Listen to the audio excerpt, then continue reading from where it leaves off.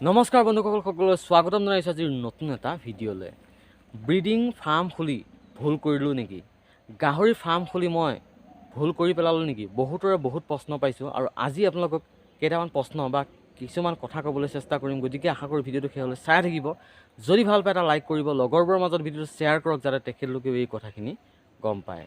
তেনেহ'লে বলক আজি ভিডিঅ'টো আমি আৰম্ভ কৰোঁ। পোনপ্ৰথমতে এটাই সকলোৰে প্ৰশ্ন যে গাহৰি ফাৰ্ম খুলি একো লাভ নাই। 2 নম্বৰ প্ৰশ্নটো হৈছে যে ব্ৰিডিং অৰ্থাৎ পোৱালি জন্ম দিয়া এই ছেক্টৰটো বা এই ফাৰ্ম দি আমি সঁচাকৈ ভুল কৰিলোঁ নেকি? বা আমি বেলেগ ফাৰ্ম খোলা হয় বেছি লাভান্বিত হ'লোঁ হয় নেকি?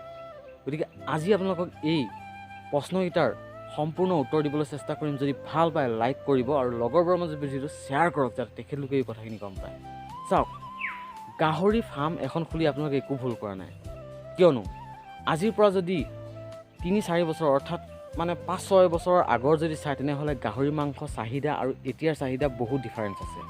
কাৰণ আগতে সিমানখিনি গাহৰি মাংস নালাগিছিলে যিমান এতিয়া গাহৰি মাংস খোৱাৰ মানুহ বাঢ়ি গৈছে। গতিকে এতিয়াৰ ভেলু হয়তো অলপ কমিব পাৰে, কিন্তু আগন্তুক দিনত আকৌ গাহৰি মাংস দাম বাঢ়িব। যেতিয়া বাঢ়িব তেতিয়া আপোনালোকে কি কৰিব? বাঢ়িলেতো আপোনালোকৰে লাভ দিয়কচোন, আপোনালোকৰ টকা পাব। গতিকে আপোনালোকে কি কৰিব? গাহৰি ফাৰ্ম বাদ নিদিব। কিয়নো গাহৰি ফাৰ্মৰ লগতে আপোনালোকে অন্য যদি কিবা পাৰ্ট টাইম কিবা কাম কৰি আছে তেনেহ'লে সেই কাম কৰক। কিয়নো গাহৰি ফাৰ্মখন আপোনালোকে থৈ দিয়ক। গাহৰি ফাৰ্মৰ পৰা আপোনালোকে মোটামুটি 1 বছৰ 6 মাহৰ পিছতহে আপোনালোকৰ ইনকম হয়। গতিকে আপোনালোকে বেলেগ কাম যদি আছে আপোনালোকে সেই কাম কৰি থাকক, কিন্তু গাহৰি ফাৰ্মটো বাদ নিদিব। আকৌ আপোনালোকৰ মাৰ্কেট ভেলু উঠিব আৰু আপোনালোকে দাম পাব। ঠিক আছে। আৰু 2 নম্বৰটো হৈছে ব্ৰিডিং ছেক্টৰ অৰ্থাৎ পোৱালি জন্ম দিয়া ফাৰ্ম খুলি ভুল কৰিলোঁ নেকি? একেবাৰে ভুল কৰা নাই। আপোনালোকে কি কৰিব? যি আপোনালোকৰ ব্ৰিডিং ফাৰ্ম আছে, ব্ৰিডিং ফাৰ্মক আপোনালোকে লাহে লাহে ফেটেনিঙলৈ লৈ যাব চেষ্টা কৰক। কাৰণ গাহৰি মাংস খোৱাৰ বাবে লাগে, পোহাৰ বাবে নহয়। পোহাৰ বাবে আপোনালোকৰ পৰা 10জন 20জন ফাৰ্মাৰে নিব। তাৰপাছত আপোনালোকে কি কৰিব? ব্ৰিডিংটো লাহে লাহে কমাই ফেটেনিঙত আপোনালোকে কি কৰক? মানে প্ৰাধান্য দিয়ক বা ফেটেনিঙত আপোনালোকে গুচি যাওক। কিয়নো আপোনালোকৰ যি প্ৰডাকশ্যন হ'ব সেই প্ৰডাকশ্যন আপোনালোকে মাংসৰ কাৰণে বনাওক, মাংসৰ কাৰণে চাহিদা কৰক। তেতিয়া আপোনালোকৰ কি হ'ব? লাভ হ'ব। 3 নম্বৰ কুৱেশ্যনটো হৈছে যে এই সময়ত বহুতেই দানাৰ দাম বাঢ়ি গৈছে, এই সময়ত কি কৰিব পৰা যায়?